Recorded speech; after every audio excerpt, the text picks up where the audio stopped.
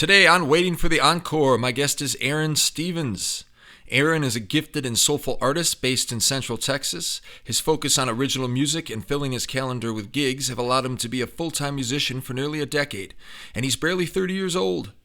He's got a great feel for his vocal approach, his guitar playing, and his ability to lead a band. He's a very sweet and thoughtful man, so please enjoy my conversation with Aaron Stevens. All right. Aaron Stevens, thanks for being with me today. How are you? I'm pretty good, Sam. Thanks for having me, man. My pleasure, man. So we'll get right into it.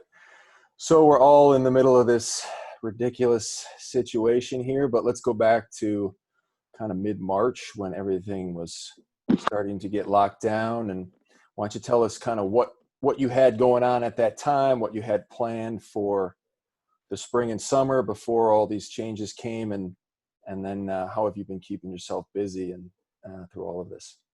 Man, like everyone, I had quite a few shows, especially for the springtime. Everyone had South by stuff going on and stuff like that. And that was the initial, like beginning of everything. Well, I was, no one really knew how long it would last, and then to see that it went for as long as it has is it's not something I ever would have predicted it at all. But I've been doing my best to get through it, just like everyone. Writing music, recording music, and that's about all I've been up to. Yeah. Have you, I think we were exchanging some messages a while back. Have you played any shows in the last few months? You played a few, right? Yeah, I played a couple, like Geraldine's, Mm-hmm. and I think that's the only place we played as a band. I've done like one like house thing that was like social distance driveway type thing, Mm-hmm. but that was about it. How was it? How were those shows? They're interesting right now. It's kind of just like everyone's, stepping on eggshells in a way. It seems they don't Right. know how everything's going, but it's And were those making. shows a little while ago? Have you gone back to kind of hitting the pause button now, or are you still are you still having Yeah, shows in the horizon and stuff? it's pretty much on pause at the moment. Just here and there we might get something like a Geraldine's just every now and then we'll play over there, but there's not a lot going around. Yeah.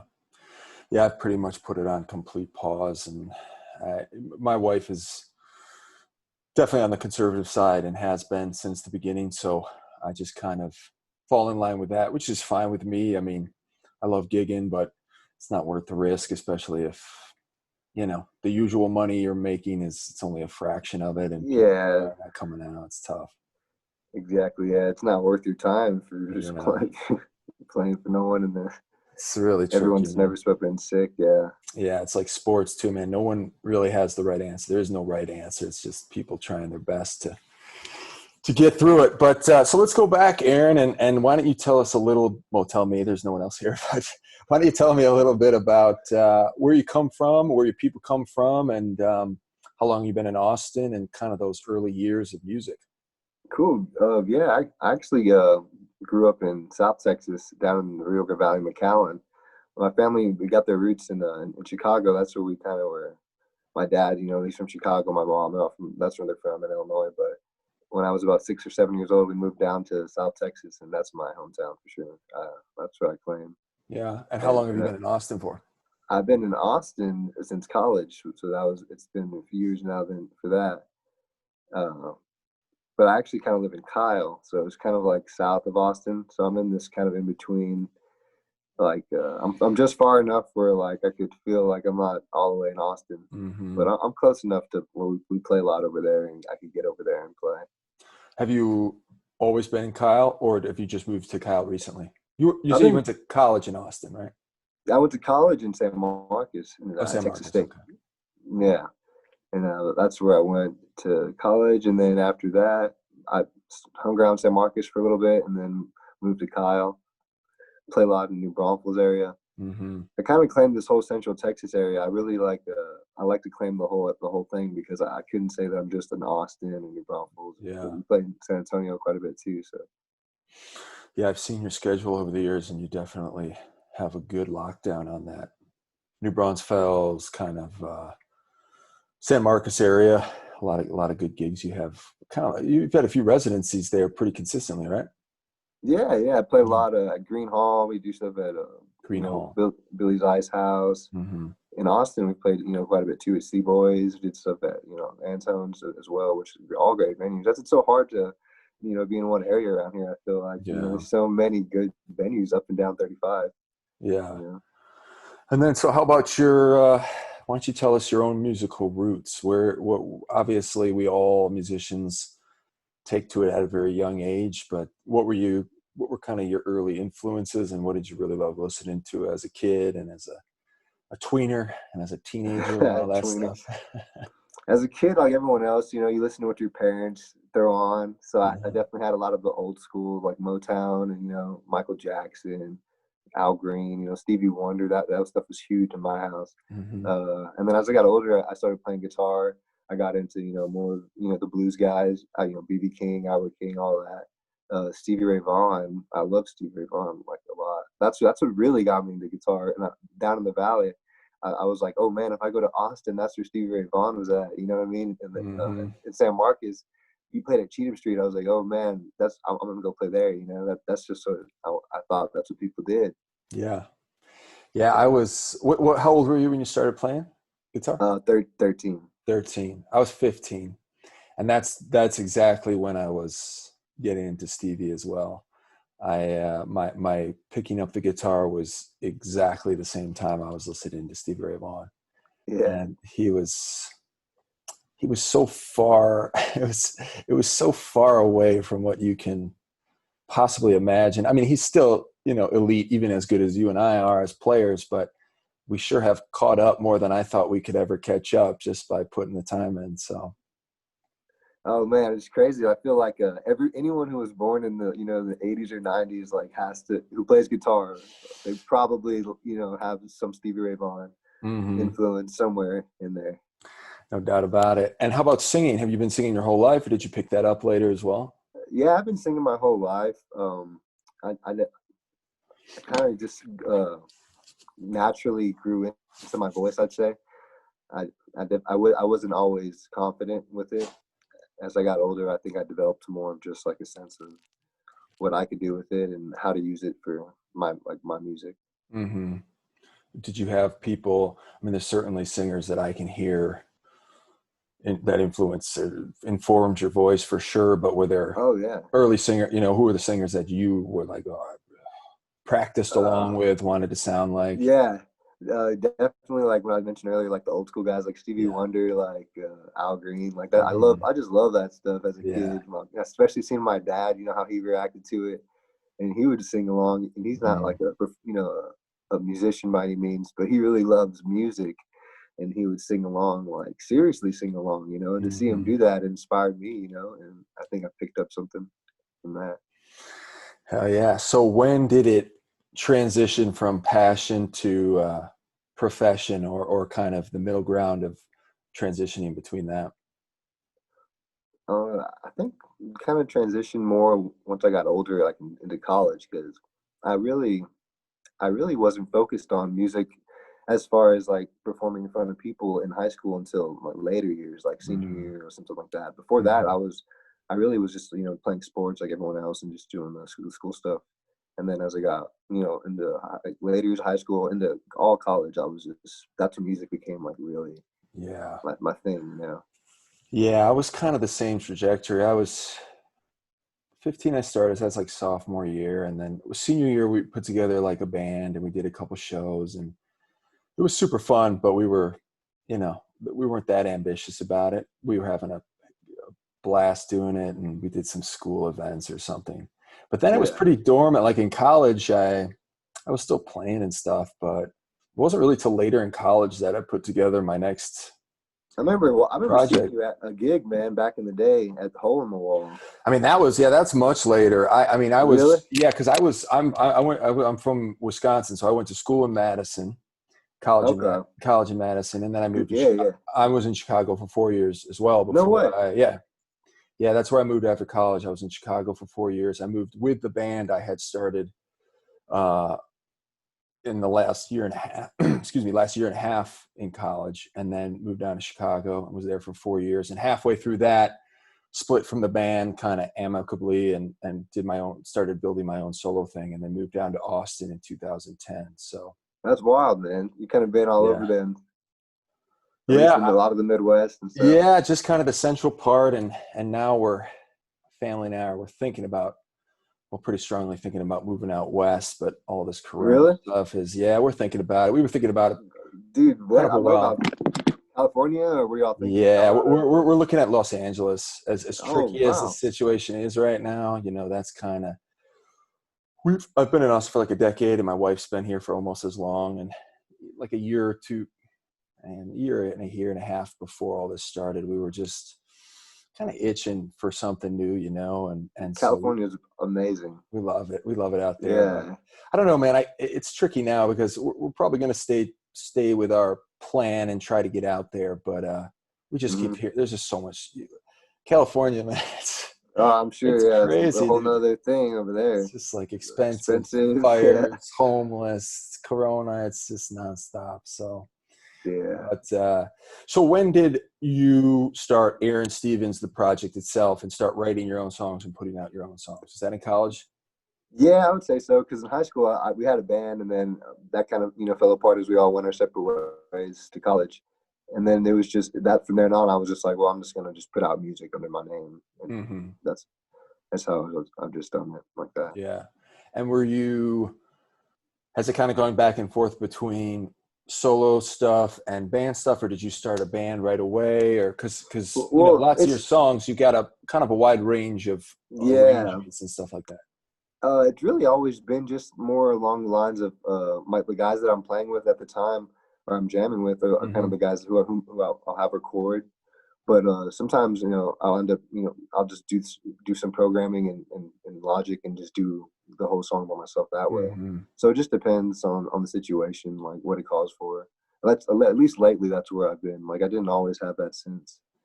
Uh, Is your and newest one Same Table? Is that all you, or would you have a band on that one? yeah, that was all me. I just did Dude, that that in is a Logic. great song, man. That is a Thanks, great man. song. I'm serious. I love that song. I think that's my favorite Thank you. song of yours for sure.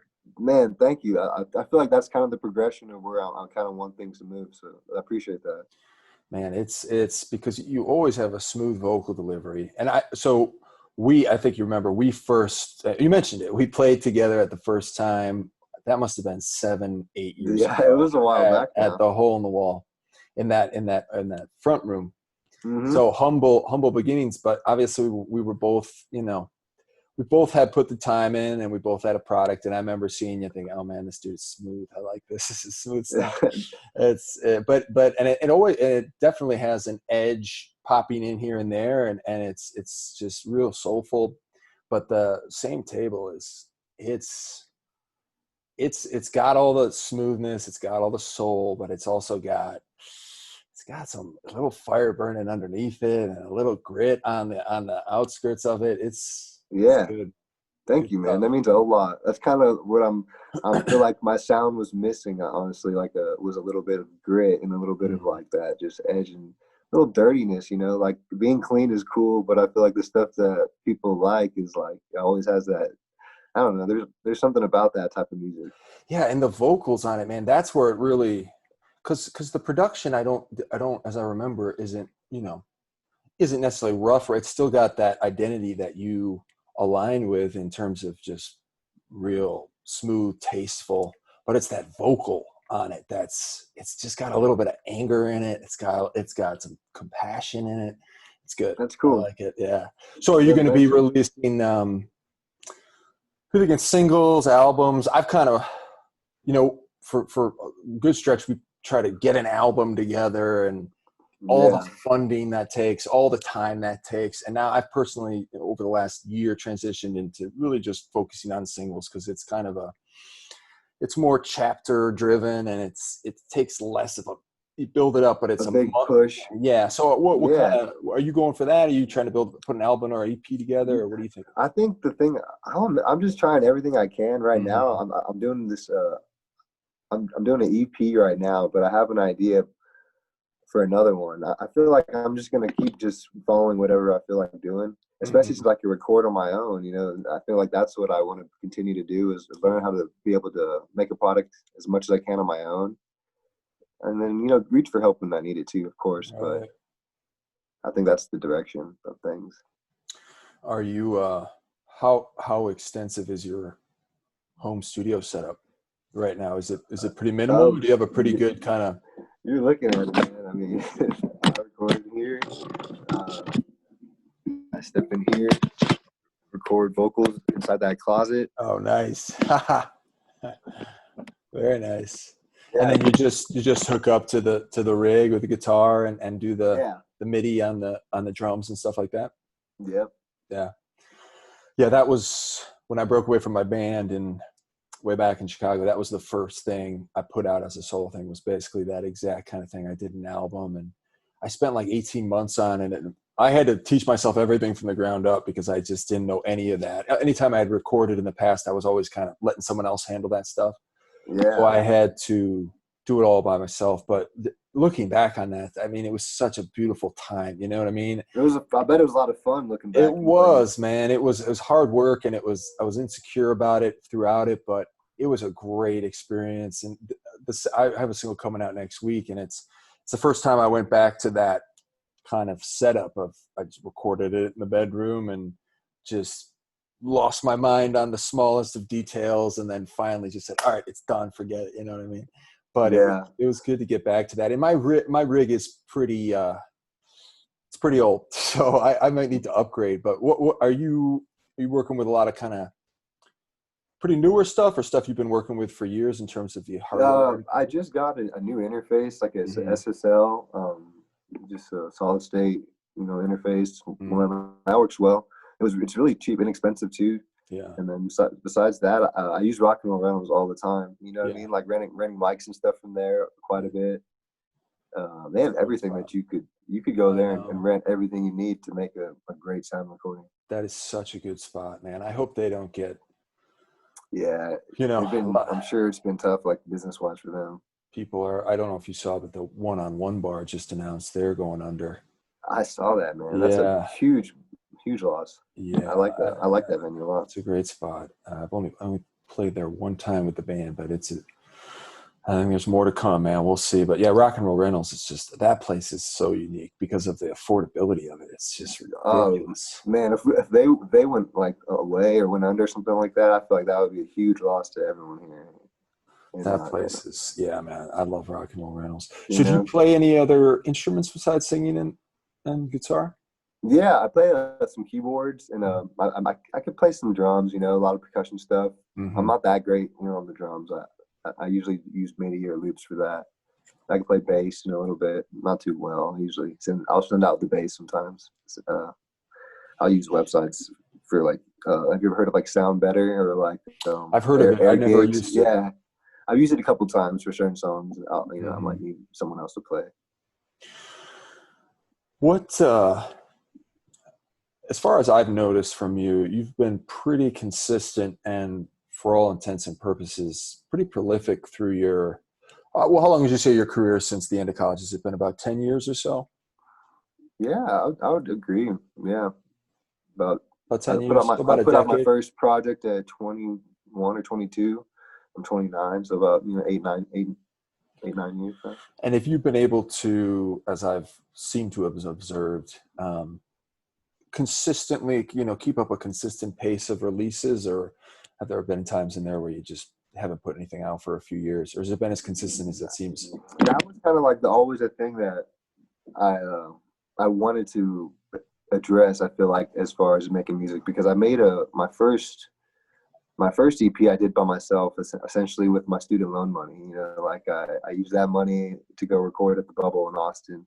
I put out a 5-song EP, and then after that, I did a Kickstarter and I did a $10,000 record with a guy named Nick J, and that's a great album. I love that record too, and I learned so much about recording at that process, recording at that time that I was I was like, man, I need to find a way to continue to make music, but not spend $10,000 every time I want to do it. Essentially, because for me, like personally, that's just not a good business move. I just it's just not a lot of it's a lot of money to spend like every Right. time you want to make some music. Yeah. So I was like, I'm gonna figure out how to put out music on my own budget, and so that's what I've done. Just continue to just learn how to put out music for the best price that I can. like I was any other business. You know, I'm looking for the best deals, make the Yeah. best product. Yeah, man, good for you. And that's very similar to the kind of approach I've adjusted in the last couple of years too, because it's funny you mentioned the bubble and a Kickstarter, because we did that for the 2018 album we put out, and it was like a year or two before that all that stuff was happening, the Kickstarter. And it's so much work, man, to do all that for one album. And it's so much money, and the experience is fabulous, man. It's a beautiful experience, and it's awesome, as you just described, and as you know, to have that product finished and to sell it to people and to look back on it, all that. But it is such a, it's so much money, man. It's like, and I'm also actually going into the bubble this Sunday to finish up a few songs with Frenchie, and what's nice now is I'm going in for a day. I mean, the prior tracking was a day, so it's 2 days for like 3 or 4 songs, which is much more reasonable. Yeah. But we work at such a clip. You know what I mean? That's the other reason I'm putting up even that much money, is because I've worked with Frenchie before, and because I'm at the stage I am at my career, that we can work so efficiently, and I can prepare for months at a time where we can just go boom, guitars done, vocals done, boom, just knock it out. Just knock it out. Yeah. But I think that unless you're one of these big timers, the whole week, 2 weeks in the studio, a month in the studio, that's ridiculous, man. They're gone, man. And you've been able to, I mean, that prior to this whole thing, that kind of, funding smaller EPs, funding singles was seemingly perfect for what you had going, because you always had such a busy working schedule. You're working 3-4 nights a week every definitely week, right? Stay gigging a lot, and that definitely keeps you from actually being able to sit down and record a lot of times too.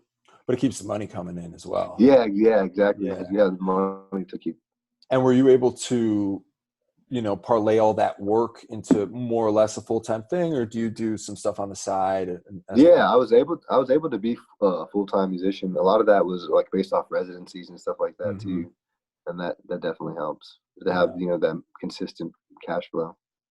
So as that is kind of a segue, someone like you who had that nice foundation, residencies, working all the time, fulfilling that, scratching that itch, but also money coming in, what are you thinking moving forward? What have these last 5 months informed in you in terms of, there's no telling what the future holds now, this could upend the whole industry? What are some of your new approaches, thoughts about moving forward?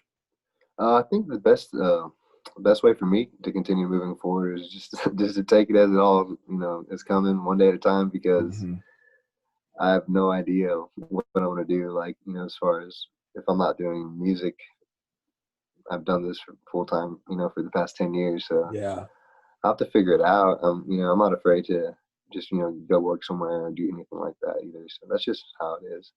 I'd like to continue to do music though. That's just what I like. That's what I feel like I was put here to do, like no matter what sense it is. For sure. I'm sure you'll find multiple ways to do that. Have you had any more in terms of not setting music aside, but kind of new streams of revenue of finding exposure opportunities for yourself, all that kind of stuff? I feel like I'm still looking at that for that, but honestly, that's definitely something I'm working at. I think embracing like as far like what you're doing, like the podcasting and this streaming and live streams, and it's weird for me as far as like turning that into like a steady monetary source. I just don't feel like it doesn't necessarily work right now for what like my fan base is and stuff like that. It's just not a whole lot of money. Right. So I don't know. I think like I said, I just want to continue to make music. So if I have to do something else to supplement whatever I make making music, that's fine too. But the live streams I haven't really thought about it.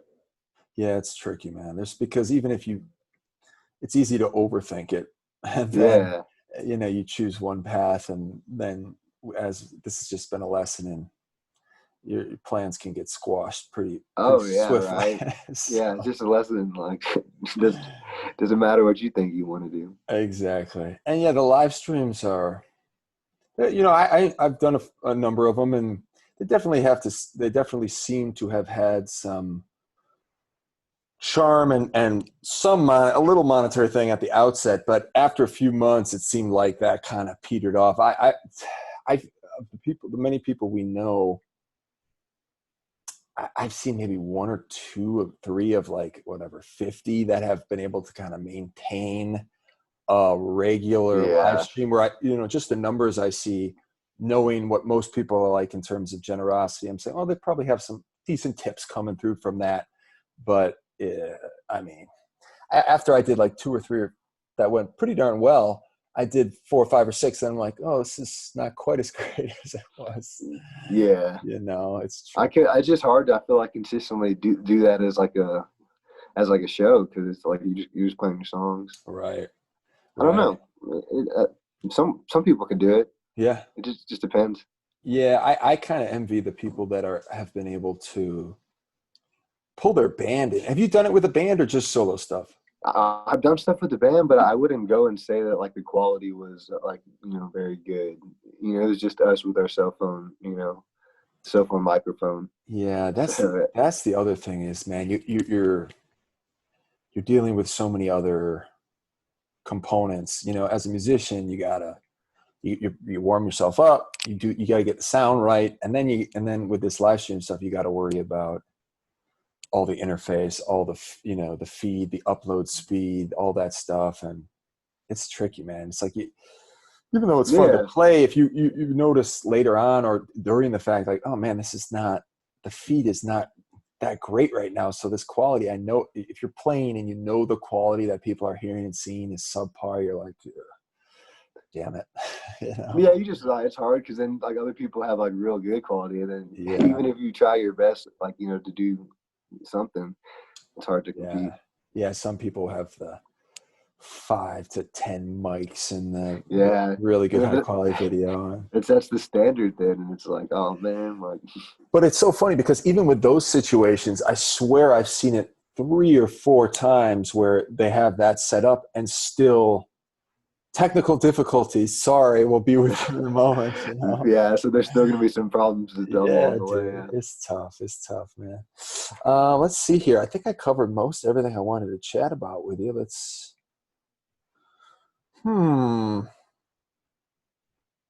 Yeah, man. So kind of moving forward, you're just kind of focusing on what you can control, kind of recording stuff. I assume you're in the process of recording some new stuff as well. Yeah. That's pretty much what my main focus has been, because as far as gigging, that's just going to be sporadic. So I'm really, enjoying just the recording process and stuff like that, and just working on new music as far as that goes. Are you getting together with players at all other than those gigs you're talking about? Yeah, every now and then we'll have a rehearsal, like, just go over some stuff, but besides that, not too much. Everyone's kind of nervous about getting together and stuff. It's hard, but. Totally. Yeah, I've been playing my butt off through this whole thing. Lots of great opportunity to write and practice and all that, but I have not had a single practice with other people or a gig of any kind other than live streaming. So as much have you played a gig out yet then? Nothing. No gigs, no practices at all, no rehearsals at all. Yeah. So as much as I've played on my electric guitar, I just love to practice. I mean, as soon as I decided I wanted to do this thing, I've just loved practicing. So I always love picking up my guitar and playing along with whatever, or writing or whatever. But at a certain point with the electric, it's like, man, you need a band or something. Yeah, drums, like exactly. It's like, when am I ever going to get to play? Especially dude. Moving out west, there's no telling when. Because Austin is really an embarrassment of riches in terms of the quality of players and the quantity of players. And how close everything is to it. Like as far as proximity in Austin, it's like where you look, there's a place to jam. Have you maintained a pretty consistent lineup through the years, or do you find that there's been a turnover throughout? Man, honestly, up until recently, I played with the same group of guys for a long time. My bass player just moved to Memphis. The guy I played with, the guy named Shane Jones, he's a great dude. But his family, they all live out that way. So he wanted to get out, out there during this time and stuff like that. And have you used a few different drummers or pretty consistently the same guys? No, I still have the same drummer, man. He's great. Brandon Custer, he's a great drummer. Oh, I've seen that guy with you. Yeah. Yeah, that's pretty much the way it was for me for the first 6 years. I think the first 6 years of the band, well, so after a year and a half, I switched out one guy left and brought in another, but for a good 4 or 5 years, we were gigging all the time. I not once needed a backup player. And then the last like 4 years, it's been much more of a kind of an A lineup, B lineup, C lineup, and interchanging them a little bit more That often. gets tough. Yeah. But I know that's the way to go, though, honestly, especially as a solo artist. Like, you just have to have that flexibility.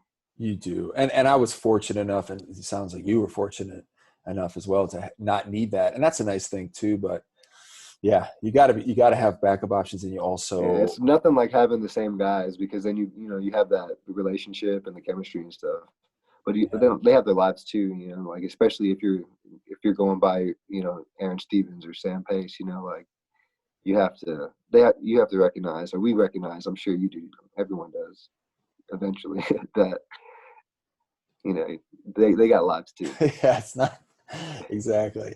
Yeah, and then it's also good to play with other people too, man. That's always just because everybody plays different, and all the quality in the city. It's good to get into that as well. That's so true. You get like a whole different flavor when you play with someone new too. That's true. Have you done much kind of, whether it's blues jamming or just jamming in general? Have you done much of that over the years? I have not actually done that much. Like when I first moved here, I kind of, you got to get into the scene any way you can. So I would go to some blues jams and stuff. But the whole sitting around thing, listening to 12-bar blues for 3 hours straight, as much as I love blues, was always tricky for me. But that's not me, man. Nah. And I never really felt like I got the no, I don't want to say respect, but like people when I play guitar, I feel like people they dig it, but they dig more of like the rhythm aspect of what I do. Like they're not looking at me as like a blues guy. So I never really scratched that itch, I guess, in a way. Do you jam? Aside from like blues jams, do you get together with people just to play ever, or is it pretty much just focus on the songwriting and building up the songs? Oh, I love to jam, like too. Don't get me wrong. Like I'll go jam, blues jam, like that all day, man. Like that's my. I just don't go to bars like it's typically to do it. I'd rather go to like a friend's place and jam. I smoke a little bit, jam. Like that's fun for me, versus like going up, like you said, doing the 12-bar blues thing. Like, nah, I'm not about that. There's a couple more questions I remembered I wanted to ask you, because you have an identity and you have a voice as a songwriter. When did that start? When did you realize you could write music and you could write many songs, and kind of when did that come into that's kind of always been like a part of who I am, man. To be honest, since I was about, I want to say maybe even 9-10 years old, like I was writing songs, even if they were garbage, but like I remember showing my dad a song when I was like 9-10 years old, and he was just like, hey, that's it's pretty good. It wasn't good, but he was just encouraging me to continue to do it. He always has encouraged me to do my music. Yeah. And it was just always just my thing that I did, after I was done with football practice, or track. Like I went home and like I played guitar and I would like write some songs. That's just what I've always done this, Yeah, man. It's, when people talk about a gift, like, he's gifted or he has a gift or whatever, I don't necessarily, you can use it in terms of, oh, that is a virtuoso, or he's just got something no one else has. But for songwriters like you and I, and all the songwriters in Austin and everybody, that's one thing I've always kind of considered as like, it's kind of a gift, we, for whatever reason, we're able to, like, when I was first developing my craft as a singer and a guitar player, I was almost for 10 years, I was almost always insecure about my playing. It's like, I knew I had moments where I was pretty good, but like I started singing late. I was a horrible singer for years, but I was like, man, just keep fucking doing it. And same with guitar. I was like, I was insecure for many years. In fact, that didn't kind of go away until like 3-4 years ago, where I had played so many gigs and been on tours and everything, where I was like, okay, my chops are finally in place. Like but the songwriting thing, for whatever reason, we write what we consider our best songs. We write songs which are shit. Other people love them. Other people pass it, but we can keep writing them. And I consider that a gift, because where does that come from? Why are we able to, you know what I mean? It is definitely a gift, man. Just grab them it's like you grab it out of air sometimes. I mean, if you were writing that young, man, I mean, that's young. That's But cool. I also agree with the idea that it's a muscle too. It's a muscle that you exercise in a sense where you have to write bad songs. I think a lot of people get discouraged because they don't feel like they know how to write a song, but all it takes is just sitting down and just applying it and just doing it, and you'll develop your style. And there's structures that some people follow, but then you learn that like sometimes you just throw all that out the window and you could just make a song like that has no structures, and I think that's the coolest thing about it. Like there's no rules to making music. Like, and that's the best music was made with breaking the rules. Absolutely. I had a buddy who kind of was just recently successful in a different field, and he wanted to transition into music, and he's always been a really good singer. I was like, just remember, dude, there's no rules. Just there's no rules. So don't listen to anybody. You can take advice, blah, blah, blah, but don't be discouraged. Sure. Just like, do it. There are no rules. And what is do you have a kind of I have a go-to writing process, which I can share with you, but do you have a go-to writing process, or is just writing something you do every day, or it just strikes you, or it's like, all right, I need to write some songs. Here's what I'm going to do to get in that mode. I feel like I've kind of like developed just different ways for it's like different ways of doing something to get a different result. Like if I want to get a song that maybe has like a certain sound, if I start on the acoustic guitar, like it's gonna have the sound. Like I feel like it might lean towards more of like a folky, like rhythmic sound, because that's what the acoustic calls for. But if I start with like a drum loop, that song could become something that's more of a bigger soundscape, something bigger, because there's more space for other instrumentation to come in. So it just depends on I guess what I'm going for. But it's all started with the guitar. Like that's all I started with, writing just with the acoustic guitar. So I'm not one of these people, but are you ever someone who writes out lyrics first and then around that, or is it always the melody, the guitar, the riff comes first? No, I like all the ways, man. Like, so I'll sometimes I'll just have words come to me, and then I'll write that down and then put that to a melody. And sometimes I'll just have my melody first, and then I'll put the words. So I like doing it every single way, because I feel like I get a different result when I do it that way. Yeah, for me, I because of life is filled with so many distractions, and like periods of you're busy with this, you're busy with that. Like I find I can only write my best stuff if I'm like in almost like a cocoonish time period of like, whether it's 4 weeks or 6 weeks. It's like, oh, a few months from now, I know I have that block where I'm going to have some time, some stuff to go. Yeah. So, and that's when I get all the initial ideas, and then I'm fine. I can develop songs with bands, or add lyrics or edit songs at any time. But those initial, those inspirational starting points, those sparks for a song, I got to be in like, at least most of the time, not always, but the majority of stuff, I got to be in like a little mini cocoonish period. And I just love to fill my senses and my like mind up with, I do as much reading as I can during those times, and like as much, and get my chops as hot as I can get them. And then I just smoke weed, and then I just let all that stuff just come out anyway. That's cool, man. That you have like this process that that's going to give you some stuff. Like, it's just always worked for me, so I keep going back to that. No, that's good. I wish I had something like that. But for me, like it's like I don't necessarily always write. When I'm writing a song, like I don't always just go with something fresh. Like I'll have to dig back sometimes to like stuff that I've, like I said, like I've written down, or like an old idea that I'll rework.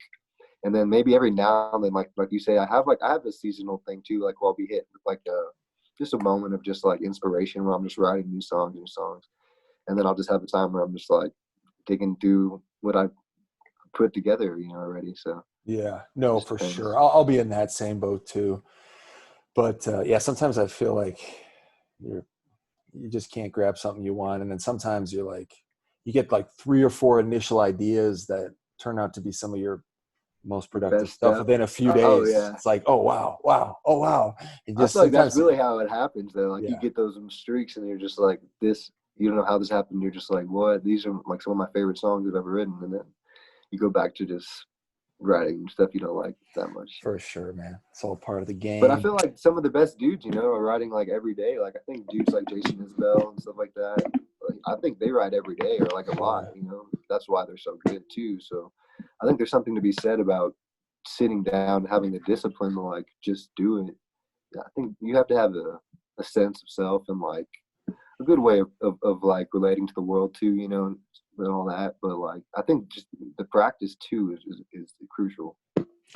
definitely. And for me also, like one of the biggest helps of writing songs that resonate with my that I'm proud of and that will stand the test of time in my own, is something going on in your life that's feeds Yeah, that. that You know what I affects it. mean? Whether Yeah. it's travel or something new or a woman issue or a life change, that stuff always fuels it. And it's very hard to say how it comes through.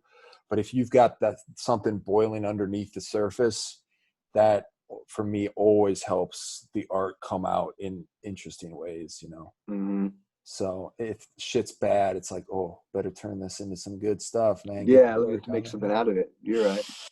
So just to kind of close out here, Aaron, what do you got coming up the next few months? You gonna release some more music coming up soon here?